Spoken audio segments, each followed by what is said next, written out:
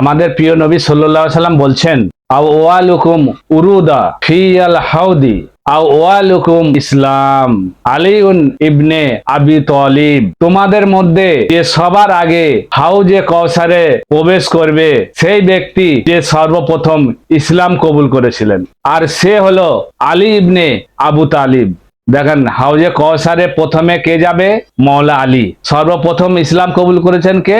মওলা আলী। সর্বপ্রথম নামাজ পড়েছেন কে? মওলা আলী। ওনার এত ফজল কেউ টিকবে না ওনার সামনে। নবী পাক সাল্লাল্লাহু আলাইহি সাল্লামের পরে যদি কেউ বড় আলেম থাকতে হয়, জ্ঞানী থাকতে হয়, নেককার হয়, সত্যবাদী হয়, উনি হচ্ছে মওলা আলী আলাইহিস সালাম।